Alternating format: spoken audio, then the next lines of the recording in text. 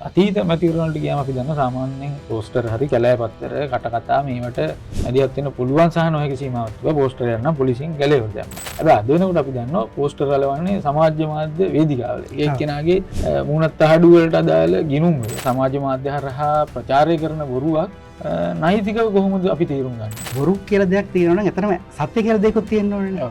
ඇත්ත මොකද්ද කියලා. ඒකට මේ සත්‍ය කියන එක හරියට හොයාගත්තොත් නේ අපිට එහෙනම් මේක නෙමෙයි සත්‍ය මේක තමයි බොරුව කියන එක අපිට තේරුම් ගන්න වෙන්නේ. ඇත්තටම අපිට පේන්න තියෙන්නේ සත්‍ය වලට වඩා යම් විදිහකට තමන් කැමති දේ තමයි යම් විදිහකට සත්‍ය විදිහට අර්ථ දක්වන්න පුළුවන් වෙලා තියෙන්නේ. කියන්නේ තාමතා පළ කරන යම් දුස්තරතුරු, වැරදි තොරතුරු, අසත්‍ය තොරතුරු සමහර අපේක්ෂකයින්ට සමහර දේශපාලන පක්ෂ වලට තාම නරක විදිහට බලපාන්න පුළුවන්. මෙන්න මේක වළක්වන්න. ඇත්තටම නීති රීති තියෙනවා. අපි හිතමු සමාජ මාධ්‍ය අවකාශයක යමක් පළ කරලා තියෙනවා කියලා. මෙන්න මේ පළ කරපු දේ අයින් කරවා ගැනීම උසාවියට ගිහිලා කෙනෙකුට කරන්න පුළුවන්. මේකට සම්බන්ධයෙන් වුණු අලාභය අය කරගන්න පුළුවන්. ඒක කියනවා මට කෝටි 20ක් මට මෙච්චර අපහාසයක් කියලා දෙනවා. මේ වෙලාවට එහෙම අසත්‍ය තොරතුරු වතුරන්නන්ට අනන්‍යතාවයකුත් නැහැ. හොයාගන්න අමාරුයි. අනික තමයි. එතකොට තමයි මේ ටෙක් කම්පැනි වල වගේම තියෙන්නේ. FB වගේ නැත්නම් Meta වගේ ආයතනකින් එහෙම දුස්තරතුරක් ගියා කියලා සකර්බර්ග් වගේ කෙනෙක් කොහොමද වගේ උත්තරකාරු කරන්නේ? සකර්බර්ග්ව අලුත් කඩේ උසාවියට ගෙන්නන්න පුළුවන්ද කියලා. තාම එහෙම අවස්ථාවක් ලැබිලා නැහැ. මොකද අපි අතන අපේ සීමාවන් අපි තේරුම් ගන්න ඕනේ. අපි මේ වගේ සමාජම අපිත් එක්ක ගනුදෙනු කරන ආකාරයට නෙමෙයි ප්‍රධාන රටවල් එක්ක ගනුදෙනු කරන්නේ. ප්‍රජාතන්ත්‍රවාදී සෞඛ්‍ය සම්පන්න බව වෙනුවෙන් වගේම නිදහස් හා සාධාරණ මැතිවරණයක් වෙනුවෙන් අපි දන්නවා තොරතුරු කියන එක වැදගත්. ඉතින් ඒ සෞඛ්‍ය සම්පන්න භාවය විදවට්ටන්න නැත්නම් මැතිවරණයේ තියෙන නිදහස් හා සාධාරණ බව නැති කරන්න දුස්තරතුරු බලපාන්නේ කොහොමද කියන කාරණාව ගැන අපි පැෆරල් සංවිධානයේ මූලිකත්වයෙන් ආරම්භ කළ සාකච්ඡා මාලාවේ තවත් පියවරක් මේ විදිහට අද අපි සම්මුඛ වෙනවා. ඒ සඳහා අද සුදුසුම සම්පත්දායකෙක් නීතිඥ ප්‍රබෝධ රත්නායක මහත්මයා අපිත් එක්ක සම්බන්ධ වෙනවා. අපි අද කතා කරන්නේ මෙහි තියෙන නෛතික පැතිකඩ ගැන. ඔබතුමන් ආයිබෝවන් කියලා පිළිගන්නවා. අපි පළවෙනි කාරණාවට ගියොත් අපි දන්නවා සාමාන්‍යයෙන් දැන් මිනිස්සු බොරු කියනවා. හැබැයි මිනිස්සු බොරු කිව්වා කියලා කවුරුත්වත් එහෙම උසාවිය යන තත්ත්වයක් මොකුත් එහෙම දකින්නේ නැහැ. එදිනදා විවේචනට ලක් වෙනවා. මැතිවරණයකදී මේම කියන බොරුවක් එහෙම නැත්නම් සමාජ මාධ්‍ය හරහා ප්‍රචාරය කරන බොරුවක් නෛතිකව කොහොමද අපි තේරුම් ගන්නෙ? ඒකත් අර වගේම අතාරින්න පුළුවන්ද නැත්නම් නෛතික බැඳීමක් තියනවද අපි මොනවා හරි ඒ වගේ වැඩක් කරොත්?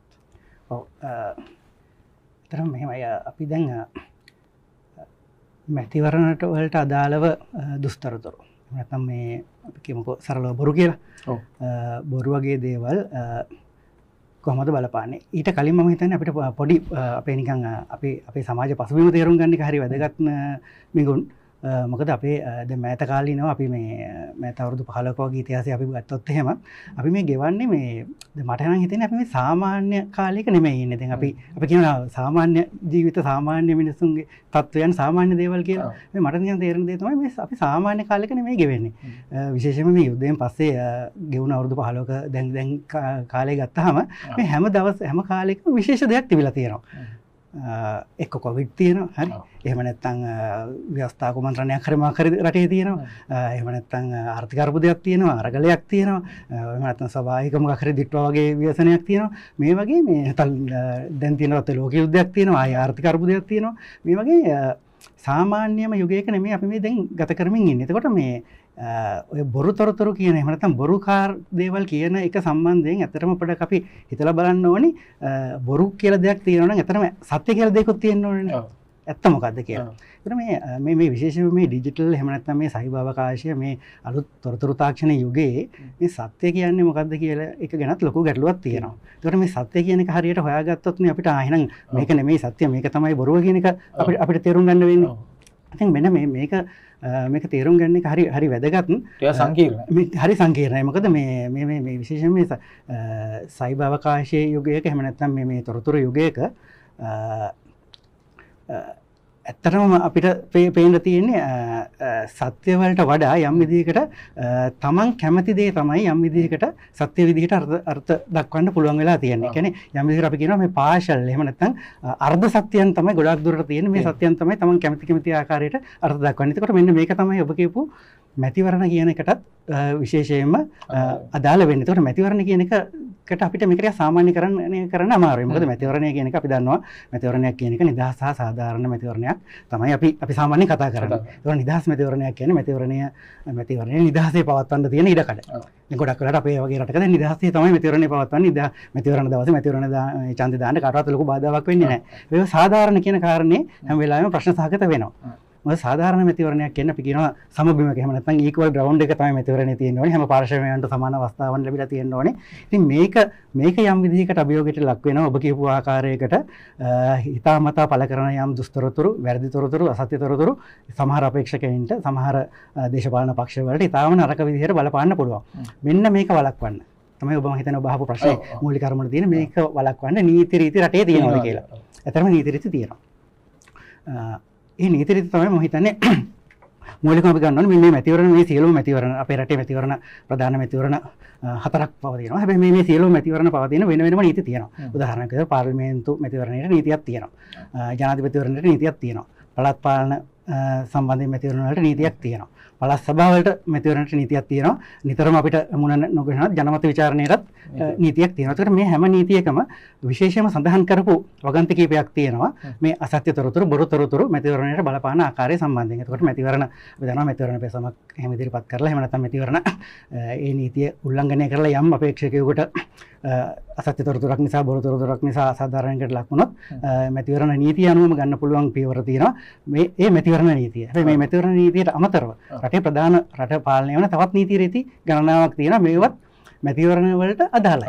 උදාහරණයක් විදිහට මෑත කාලිනව අපි දන්නවා මේ ඔන්ලයින් සේෆ්ටි බිල් එක මාර්ගගත ක්‍රම වලින් ආරක්ෂා වීම පිළිබඳ නීතිය. ඊට පස්සේ පෞද්ගලික දත්ත සම්බන්ධයෙන් අලුතෙන් ඇතුණු නීති. ඊට පස්සේ අපේ සාමාන්‍යයෙන් අපේ නීති ක්‍රියාත්මක කරන දණ්ඩ නීති සංග්‍රහය. ඊට පස්සේ ICCPR එහෙම නැත්නම් සිවිල් සහ දේශපාලන අයිතිවාසිකම් පිළිබඳ සම්මුතිය, ත්‍රස්තවාදී වැළැක්වීමේ පනත, මේ වගේ මේ පනත් රාශියක තියෙන කාරණා මැතිවරණයකටත් අදාළයි. මැතිවරණයකටදී සිදු කරන දුස්තරතුරු වලට ඍජුවම අදාළ කරගන්න පුළුවන්, අදාළ වෙනවා. එතකොට අපි ගත්තොත් දැන් අපි දන්නවා සාමාන්‍ය සමාජ මාධ්‍ය කියනවා සමාජ මාධ්‍ය තමයි මෙතන වේදිකාවක් විදිහට ප්‍රශ්න වෙලා තියෙන්නේ. වෙනදාත් මිනිස්සු අර කිව්වාගේ කටින් කට ගුරු හැදුවා ඡන්ද වෙලාවෙ කිව්වා. හැබැයි මේකෙදි වෙන්නේ මේක ප්ලැට්ෆෝම් එකක් විදිහට ඡන්ද වෙලාවට පාවිච්චි කරනවා. ඡන්දෙට කලින් දිනවල නිහඬ කාලෙත් පාවිච්චි කරනවා. අපි දන්නවා දැන් පහුගිය කාලවල අසත්‍ය තොරතුරු කියලා අතමුන් CID එකට ගිහිල්ලා දිගින් දිගටම ෆැමිලි ගන් ප්‍රවණතාවයක් හැදුනා. හැබැයි දැන් අපහාස නීතිය පැත්තෙන් ගත්තොත් එහෙම අපි දන්නවා එහෙම එකක් නැහැ. රනිල් ක්‍රමසිංහ ආණ්ඩු සමයේදී ඉවත් කරා. එතකොට කෙනෙක්ට ප්‍රශ්නයක් එන්න පුළුවන්. එතකොට මේ අපහාසය වගේ දේවල් කොහොමද මේකෙදි බලපාන්නේ? ඒ නීති තත්ත්වය කොහොමද අපි තේරුම් ගන්නේ? ඔව් ඇත්තටම මේ ඔය අපහාස නීතිය ඇයි අපහාස කියන එක අපරාධයක් කියන තැනක ඉඳන් සිවිල් කාරණයක් බවට පත් වුණේ. මම හිතන්නේ මේ පසුබිම තේරුම් අරන් තමයි අපි මේක යම් විදිහකට තේරුම් ගන්න ඕනේ. නැත්නම් සමහර සිදුවීම් දිහා බලපුවම කෙනෙකුට ඕන හිතෙන්න පුළුවන් මේ මට මෙච්චර අපහාස කරනවා. ඒ මට ඇයි මේ මට කරන්න දෙයක් සරණක් නැද්ද? මට කිසිම සරණක් නැද්ද? මේ නීතියනුත් මට සරණක් නැද්ද? මම ආයෙ ගිහිල්ලා වන්දියක් ගන්න කිතරයිද මට කරන්න පුළුවන් සිවිල් නඩුවක් දාලා කියලා. හැබැයි මේ ඇත්තටම අපහාස නීතිය එහෙම නැත්නම් මේ කෙනෙකුට අපහාස කරනවා කියන එක අයිති වෙන්නේ එක්තරා විදිහකට මේක අපේ රටේ විතරක් එතුන සංවාදයක් නෙමෙයි ජාත්‍යන්තර මට්ටමේ මෙතන සංවාදයක්. අපහාස කරනවා කියන එක එහෙම නැත්නම් පුද්ගලික විවේචනය කරනවා කියන එක යම් ආණ්ඩුවක් විවේචනය කරනවා කියන එක ආණ්ඩුවකට යම් විදිහකට කියන්නේ පුද්ගල විදිහට අදහස් දක්වනවනේ. මේ යම් විදිහකට දරුණු විදිහකට එහෙම නැත්නම් නරක විදිහකට එහෙම නැත්නම් ටිකක් සැර විදිහකට අදහස් දක්වන එක සම්බන්ධයෙන් මේක සම්බන්ධ වෙන්නේ අපේ අදහස් ප්‍රකාශ කිරීමේ නිදහස කියන එකට. තොරතුරු දැන ගැනීම එහෙම නැත්නම් අදහස් ප්‍රකාශ කිරීමේ නිදහසේ දිගුවක් විදිහට තමයි යම් විදිහකට මේ විවේචනය කියන එක ලෝක මට්ටමින් සලකන්නේ. අපි දන්නවා ඇමරිකාව වගේ රටක ගත්තොත් එහෙම මේ ජනාධිපතිවරයා වෙන්න පුළුවන් දැන් උනත් ඔයගොල්ලන්ට තේරෙනවා. ඊටාම මේ තරුණ විදිහට කියන්නේ විවේචනයට ලක් කරනවා. එයත් බනිනවා මිනිස්සුත් බනිනවා. ඒක ඇමරිකාව වගේ රටක අදහස් ප්‍රකාශ කිරීමේ නිදහස කියන එක අරන් ඒ කියන්නේ ඒකට සීමාවන් ගොඩක් අඩුයි. ඉතින් මෙන්න මේ සංවාදය ඇතුලේ තමයි මේ කෙනෙක් දක්වන අදහසක්. කෙනෙක් ඒ අදහස අපහාසයක් දක්වා දුර යෑම කියන එක යම් විදිහකට අපරාධ වරදක් බවට නොවන තැනකට පත් කරේ. මොකද ඒක අපිට කරන දෙයක් තියෙනවා කෙනෙක් අපිට අපහාස කරොත් එකෙන් අපිට හානියක් වෙනවා නම් ඒ අදහස් පළ කරන එක නවත්තන්න අපිට ක්‍රම තියෙනවා. ඒ කරපු එකෙන් Tamanට හානියක් වෙලා නම් ඒකට ඒ සම්බන්ධයෙන් නීතිමය ක්‍රියාත්මක කරලා වන්දි ලබා ගන්න පුළුවන්. හැබැයි ඒක දුර යන්නේ නැහැ. අර පුද්ගලයාව බන්ධනාගාරගත කරන තැන දක්වා. එහෙම නැත්නම් ඒ පුද්ගලයාට අපි දන්න අපරාධ නීතියේ තියෙන කෙනෙකුට දඬුවම් ලබා දෙන එකනේ. සමාජයට එරෙහි වැරද්දක් විදිහට යම් වැරද්දක් සලකලා කෙනෙකුට දඬුවම් ලබා දෙන එක. ඒකට මේ අපහාස කිරීම කෙනෙකුට දඬුවම් ලබා දීම දක්වා දුර යන වරදක් නෙමෙයි. ඒක තමයි ඇත්තටම ඒකට මැතිවරණයට අදාළව ගත්තොත් එහෙම මැතිවරණයට අදාළව අපහාස කිරීම කියන එක ගත්තොත් අර මම කිව්වා වගේ ඒක යම් විදිහකට මැතිවරණ ඒ ප්‍රතිඵලයට ඍජුවම බලපානවා නම් ඒක නිසා මැතිවරණයේ යම් කෙනෙකුට තමන් ගන්න එහෙම නැත්නම් තමන්ට ඒක ඍජුව බලපෑවා කියන එක ඔප්පු කරන්න පුළුවන් නම් මැතිවරණ නීතිය මේකට යම් අර මම කලින් කිව්ව මැතිවරණ නීතිවල ඇතුලේ මේකට යම් සහනයක් ලබා ගන්න පුළුවන්. ඒ වගේම අර අපි කතා කරපු සිවිල් නීතියේ තියෙන ප්‍රතිපාදන වලින් යම් ප්‍රතිකර්ම ලබා ගන්න ලොකු ඉඩක් තියෙනවා. ඔව් දැන් ඔබතුමාගේ උත්තරේදී කලින් සඳහනක් වුණා අර ඔන්ලයින් සේෆ්ටි ඇක්ට් එක ගැන. බොහෝ දෙනෙක් මේක වචනයක් විදිහට අහලා තිබ්බට නාම මාත්‍රිකව කොහොමද මේකත් එක්ක අභ්‍යාස කරන්න කියලා එහෙම දන්නේ නැහැ. මැතිවරණ කාලේදී මේ වගේ නීති වලින් මොන වගේ රැකවරණයක් අපේක්ෂකයන්ට හෝ පුරවැසියන්ට ලැබෙනවද? විශේෂයෙන්ම මේ කියන සමාජ මාධ්‍ය හරහා කරන දුස්තරතුරු වලට විරුද්ධව නීතිමය ක්‍රියාමාර්ග ගන්නේ කොහොමද සාමාන්‍ය චන්ද්‍රකාලික? ඔව් එතනම දැන්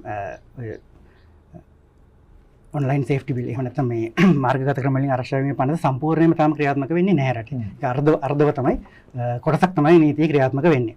ඒතකොට මේ මූලිකව මේ නීතියට යම් විදිහකට විවේචනාත්මක පාර්ශවයක් තමයි මම නියෝජනය කරන්නේ. හැබැයි ඔබ කිව්වා වගේ මේක දැන් රටේ නීතිය. ඒතකොට මේක ක්‍රියාත්මක කරන ආකාරය සම්බන්ධයෙන් අපි බලන්න ඕනේ. එතකොට තියෙන ප්‍රධානම දේ තමයි මේ නීතිය සඳහන් වෙලා තියෙන්නේ අසත්‍ය ප්‍රකාශ මගින් සිදුවන සමහර වැරදි. කියන අසත්‍ය ප්‍රකාශ නිසා සිදුවන වැරදි වලට මේ නීතිය පනතේ සඳහන් කරලා තියෙන වැරදි කීපයකට මේ නීතිය ඍජුවම අදාළ කරගන්න පුළුවන්. උදාහරණයක් විදිහට අසත්‍ය ප්‍රකාශයක් නිසා කලකෝලහල ඇති වෙනවා නම්, අසත්‍ය ප්‍රකාශ නිසා ආගමකට අපහාස වෙනවා නම්, ආගමික සංහිඳියාව නැති වෙනවා නම්, අසත්‍ය ප්‍රකාශයක් කරලා තව කෙනෙක්ව රැවටීමකට ලක් කරනවා නම්, අසත්‍ය ප්‍රකාශයක් කරලා යම් ආකාරයකට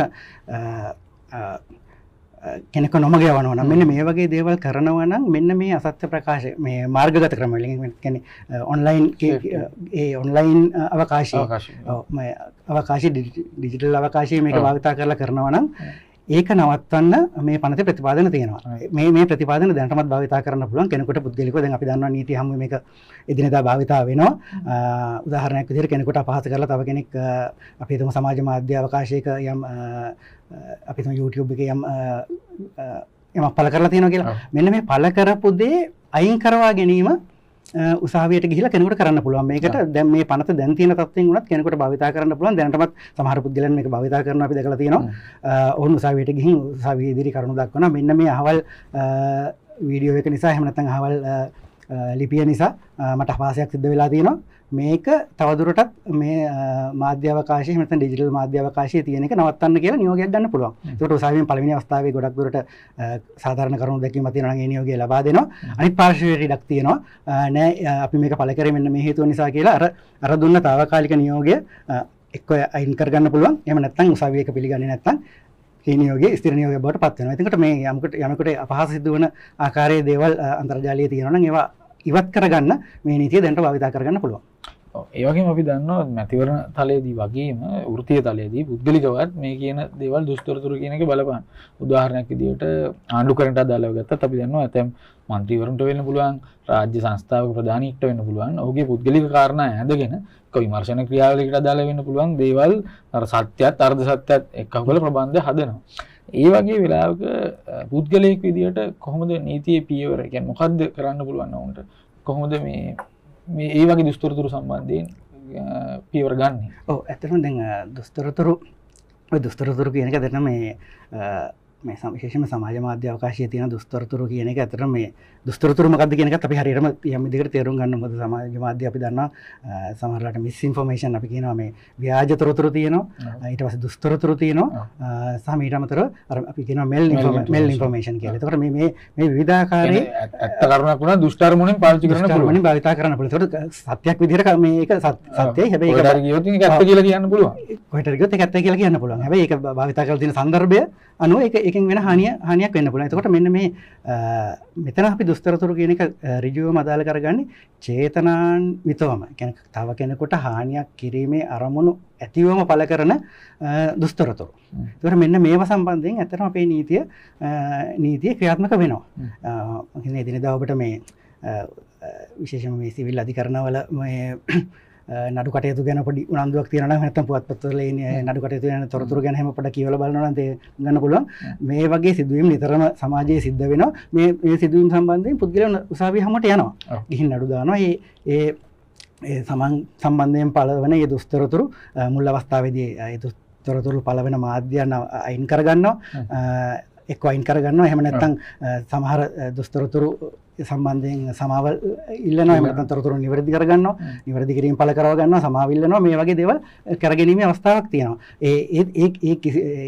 ඒවට අමතරව විශේෂයෙන්ම ඒ චේතනාන් ඊටම මේ ඒ චේතනාන්විතවම යම්ගේ කීර්ති නාමයට එහෙම හානි කරලා තියෙනවා නම් ඒක සම්බන්ධයෙන් වුණු අලාභයත් අපි දන්නවා මේ අය කරගන්න පුළුවන් එහෙම අය කර ගැනීම සම්බන්ධයෙන් ඊටම ප්‍රකට නඩු තීන්දුව රාශියක් තියෙනවා පුද්ගලයන්ගේ කීර්ති නාමය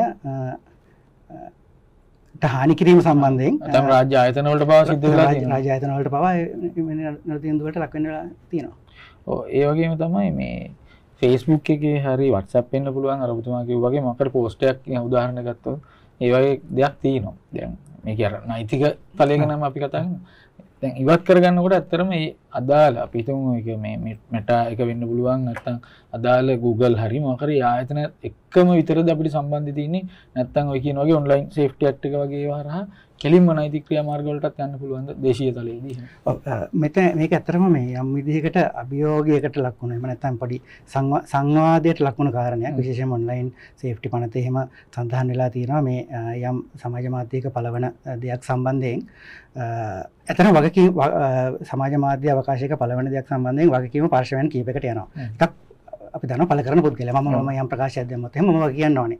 මීට අමතරව ප්‍රධාන වගකීමක් දරන්නේ අතරම ඒ වේදිකාව. දැන් අපි මේ වේදිකාවන් යම් විදිහකට පාලනය කරන්නේ තනි පුද්ගලයෝ නෙමෙයි බොහොම මේ අර බිග් ටෙක් කම්පැනිනේ විශාල මහා පරිමාණයේ තාක්ෂණික සමාගම් තමයි මෙටා වගේ මේවා පාලනය කරන්නේ. එතකොට මේවටත් යම් වගකීමක් තියෙනවා.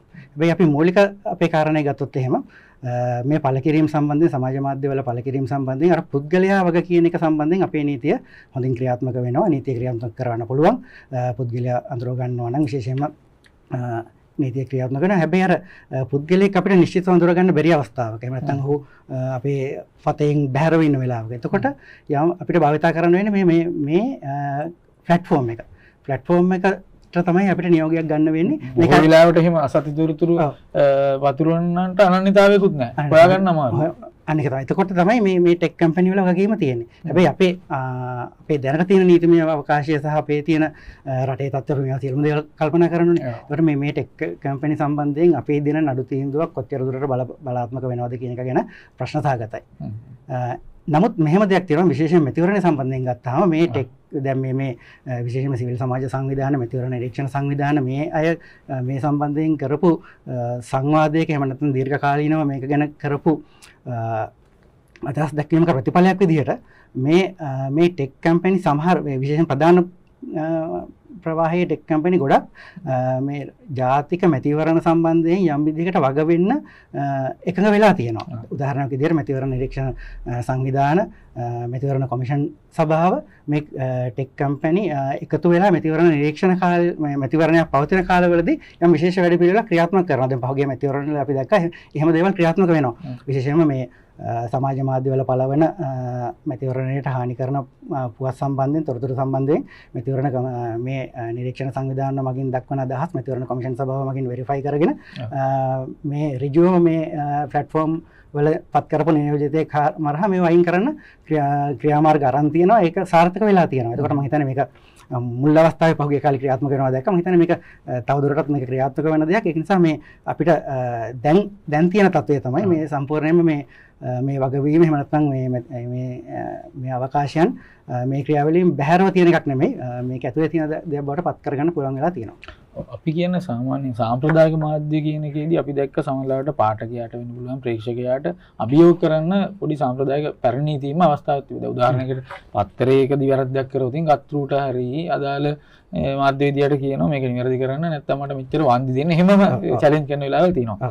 හැබැයි දැන් මෙතනදී අපි දන්නවා එහෙම අවකාශය ටිකක් අඩුයි. සමාගම් එක කොහොමද ගනුදෙනු යන්නේ කියලා. ඇත්තට මෙහෙම වන්දි ගන්න තරම් පුළුවන් ඉඩක් මේක ඇතුළේ තියෙනවද?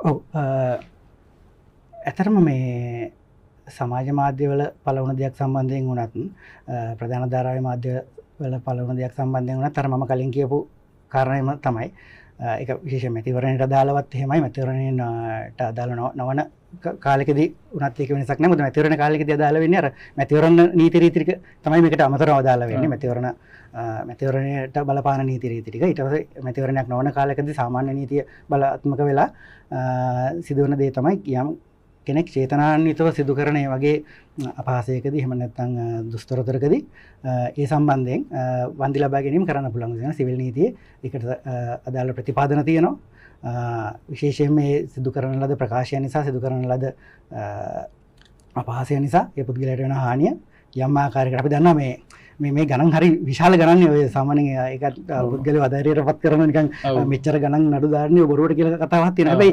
ඒක කියනවා මට කෝටි 20ක් දෙනවා. මගේ මේ මට මෙච්චර අපහාසයක් කියලා දෙනවා කියලා. ඒතර අර එහෙම සම්ප්‍රදායක් ඇති වෙලා තියෙන ඇත්තටම අර කීර්තිනාමය එහෙම නැත්නම් මේ කෙනෙක්ගේ ඒ ඩිග්නිටි එක ඒක ගණනය කරන්න වෙන ලේසි නැහැ ඒක ගණනය කරන්න. ඇත්තටම ඒක අපිට කියන්න බෑනේ ඔබේ බිඳුනාගේ කීර්තිනාමයේ වටිනාකම මෙන්න මෙච්චර කියලා මට යෝජනා කරන්න බෑනේ. ඒක ඇත්තටම ඒක අපිට තමන් තමයි ඒක තීරණය කරන්නේ. අපි නඩු දාන කෙනා. හැබැයි එහෙම විශාල මුදල් ප්‍රමාණවල දැම්මත් මේ නඩුවලදී ඇත්තටම අපිට දකින්න තියෙනවා මේ හරියටම ඒ කාරණේ අපහාසයක් වෙලා තියෙනවා ඒකෙන් හානියක් වෙලා තියෙනවා කියන කාරණේ ඔප්පු කරන්න පුළුවන් වුණ අවස්ථාවලදී අර කියපු ඒ මුල් ගණන් නෙමෙයි සමහර වෙලාවට ඒවා යම් විදිහකට නෙගෝෂিয়েට් වෙනවා ඒ නඩු තීන්දුව ඇතුලේ කතා වෙලා මේ සාධාරණ වන්දියක් ලබා ගන්න පුළුවන් අවස්ථාව වෙලා තියෙනවා අර කියපු විශාල ගණන් පවන්න නඩු එහෙමම දෙන්න අවස්ථාවක් තියෙනවා. දැන් මේකෙදි එහෙම පුළුවන්ද? දැන් උදාහරණයකට සමහරව අර ඔබ කිව්වා වගේම ඔන්ලයින් සේෆ්ටි ඇක්ට් එක ගැන වුණත් විවේචනාත්මක අදහස් මේව මාර්ගදර්ශන නීති විදිහට තමයි ජනමාධ්‍ය සමාජ උනත් අදට සලකන්නේ. එතකොට සමහර ප්‍රායෝගික තලයේදී ප්‍රශ්න කරපු දෙයක් තමයි ඔය දැන් සකර්බර්ග් වගේ කෙනෙක් කොහොමද වගේ උත්තරකාරු කරන්නේ? සකර්බර්ග්ව අලුත් කඩේ උසාවියට ගෙන්නන්න පුළුවන්ද ඒක? ඒ වගේ පසුබිමක ඇත්තටම දැන් FB වගේ නැත්නම් මෙටා වගේ ආයතනයකින් එහෙම දුස්තරතුරක් ගියා කියලා කාගෙන්ද ඒතොර කියන්නේ සමාගමෙන් වන්දි ගන්න එහෙම අත්දැකීම් අපිට දැනට තියෙනවද? ඔව් දැනට ලංකාවෙන් අපිට එහෙම අත්දැකීම් නැහැ. මොකද හැබැයි ජාත්‍යන්තරව අපිට තියෙනවා මේ වගේ සමාගම් රටේ නීතියට වග කියන ආකාරයට රටේ නීති සංශෝධනය කරලා එහෙම සමාගම් රටේ නීතියට යටත් කරගත්ත අවස්ථාවන් ලෝකේ තියෙනවා ගොඩක් තියෙනවා. එකක් නෙමෙයි ඇමරිකාවේ වගේ රටක එහෙම නැත්නම් බ්‍රිතාන්‍යයේ අපි නඩු තීන්දුව බලපුවාම මේ වගේ ප්‍රධාන පෙළේ සමාගම් එහෙම වන්දි ගිහපු අවස්ථා තියෙනවා. හැබැයි අපේ නීතිය අපිට තාම එහෙම අවස්ථාවක් ලැබිලා නැහැ. මොකද අපි අතන අපේ සීමාවන් අපි තේරුම් ගන්න ඕනේ. අපි මේ වගේ සමාගම් අපිත් එක්ක ගනුදෙනු කරන ආකාරයට නෙමෙයි ප්‍රධාන රටවල් එක්ක ගනුදෙනු කරන්නේ. නමුත් දැන් යම් ආකාරයකට ලෝකෙ මේ සම්බන්ධයෙන් සංවාදයක් ඇති වෙලා තියෙනවා සාකච්ඡාවක් ඇති වෙලා තියෙනවා මේ සමාගම් වල වගකීම සම්බන්ධයෙන් අපි දන්නවා දැන් මේ සමාජ මාධ්‍ය අවකාශ නෙමෙයි අනිත් සමාගම් ප්‍රධාන පෙළේ ලෝකෙ තියෙන වෙනස් සමාගම් කියලා හිතනකො ඒ සමාගම් පොඩි රටක වෙන අපි හිතමු මේ දේවල් සම්බන්ධයෙන් වග කියනවා. උදාහරණයක් විදිහට ප්‍රධාන පෙළේ අපි හිතමු ප්‍රධාන පෙළේ බීම සමාගමක් කියලා. ඒ ලංකාවේ ඇතුලේ වුණ එක්ස්පයර් මොකක් හරි ප්‍රමිතියෙන් තොර බීම එකක් විකුණුවොත් එහෙම ඔවුන් ඒ සමාගමට තමයි නඩු දාන්නේ. එතකොට ඒ සමාගම ඒ ලංකාවේ නීතියට යටත් වෙනවා. ඉතින් මේ ආකාරයට මේ සමාගම් දේශීය නීතියට යටත් කර ගැනීමේ ප්‍රවණතාවයක් ලෝකෙ දැන් ඇති වෙමින් තියෙනවා. ඔව් ඒ වගේම තව කාරණයක් තමයි එදිනෙදා සාමාන්‍ය මිනිසුන්ගේ තලයට ගියාම දැන් මේ මිස් ඉන්ෆර්මේෂන් සහ ඩිස් ඉන්ෆර්මේෂන් කියන එක අතරේ පොඩි චේන් එකක් වගේ සම්බන්ධයක් තියෙනවා. දැන් අර අසත්‍ය තොරතුර කවුරු හරි පාල කරනවා එක්ක දාන්න නැතුව පාල කරනවා ඊට පස්සේ දෙවෙනි තලයට ගියාම ඒක ෂෙයා කරගන්න අර බෙදා හදාගන්න තැනට ගියාම ඇත්තටම සමහරු අවංකම දන්නේ නැහැ දන්නේ නැතුව ඒගොල්ලොත් එක ෂෙයා කරනවා අසත් පෝස්ට් එකක් වෙන්න පුළුවන් එතකොට අර දැනුවත් හෝ නැදුනත් හදපු කෙනත් දැනුවත් හෝ නැදුනත් බෙදපු කෙනත් මේ දෙන්නම මේ නීතිමය පටලැවිල්ලට හවුල් වෙනවද දැන් මම දන්නේ නැහැ කියලා කියන්න පුළුවන්ද ඒක ඇත්තටම පුළුවන් මේ සමහර අවස්ථාවලදී විශේෂයෙන්ම ඒකත් මම කියන්නේ සිදුවීමට වෙනස් වෙනවා. නමුත් අර මෙතනදී වැදගත් වෙන්නේ චේතනාව කියන එක තමයි. කෙනෙක් අපි හිතමු දුස්තරතුරක් තව කෙනෙකුට අපහාස කිරීමේ අරමුණින්ම සකස් කරලා ඒක පළ කරනවා. එතකොට මේක ඊටාම සද්භාවයෙන් මේක ඇත්තක් කියලා හිතලා තව කෙනෙක් මේක ෂෙයා කරනවා. එතකොට ඔහුගේ චේතනාව අපිට ඒක ඇත්තරම ඒ සිදුවීම් ආශ්‍රයෙන් තමයි අපිට මේක තේරුම් ගන්න වෙන්නේ. සන්දර්භය ඔහුගේ පෙර ක්‍රියාකලාපයන් මේ වගේ ගොඩක් සිදුවීම් එක්ක තමයි අධිකරණවත් මේක තේරුම් ගන්න එහෙම තමයි. කෙනෙකුට හිතාමතාම මේ පුද්ගලයා මේක ෂෙයා කරපු එක ඒක වැරදීමක්ද? මොකද අපි දන්නවා සමාජ මාධ්‍ය අපේ වගේ රටක සමාජ මාධ්‍ය පරිශීලනය හොඳ සාක්ෂරතාවයක නෙමෙයි තියෙන්නේ. පුද්ගලයා අපි දන්නවා විශේෂයෙන් වැඩිහිටි ජනගහනයේ විශාල දෙනෙක් සමාජ මාධ්‍ය භාවිතා කරනවා.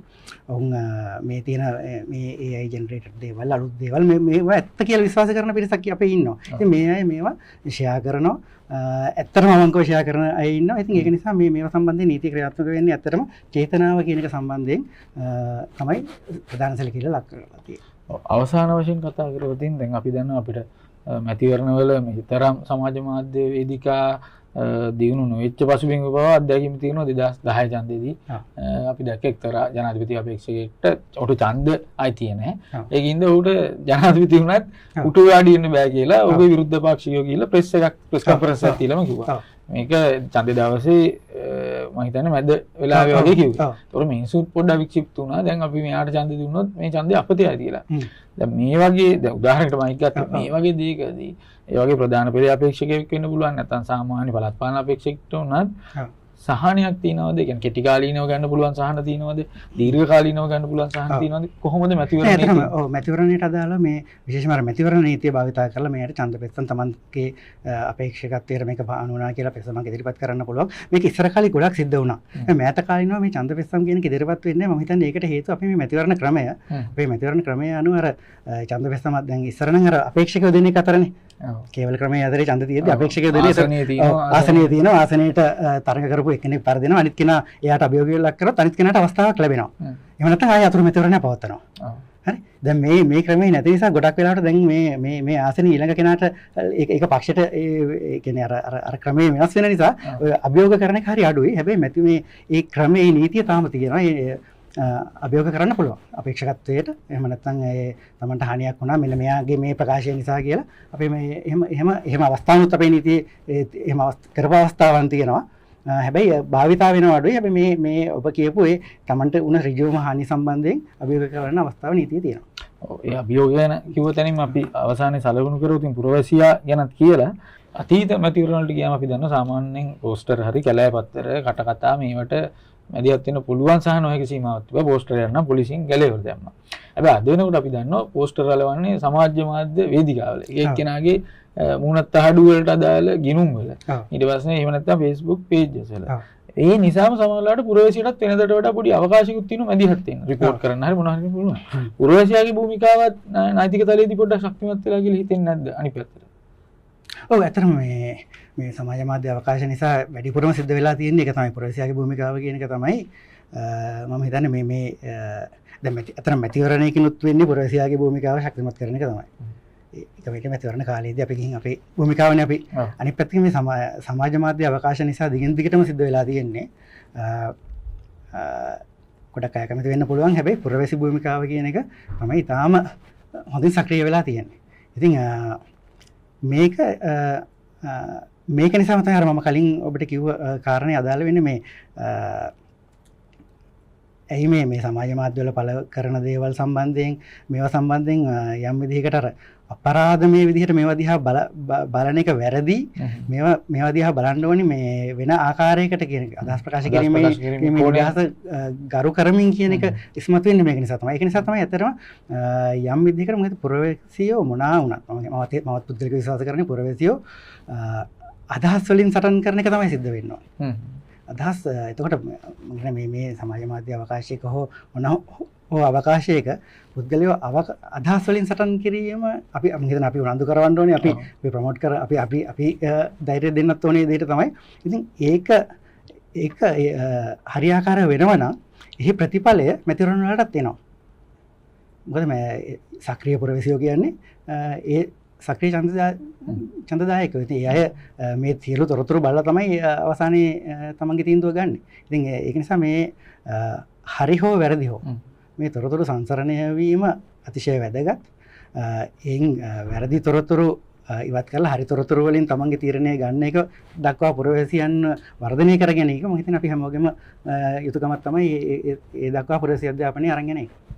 ඔව් ව්‍යාජ තොරතුරු සත්භාවයෙන් වගේම නැත්නම් සත්‍ය තොරතුරු දුෂ්ටාරමුණෙන් කොහොමද සෞඛ්‍ය සම්පන්න ප්‍රජාතන්ත්‍රවාදී ක්‍රියාවලියක් කඩා බිඳවට්ටන්නේ? ඒකට තියෙන නෛතික තලයේදී තියෙන අවකාශය මොන වගේද පුරවැසියන්ට කියන කාරණා අපි අද කතා කරේ නීතිඥ ප්‍රබෝධ චින්තක රත්නායක මහත්මයාත් සමග. ඉතින් මේ සාකච්ඡා මාලාවේ තවත් සාකච්ඡාවකින් සමුග වෙනතුරු දැනට අපි සමු ගන්නවා. බොහොම ස්තුතියි.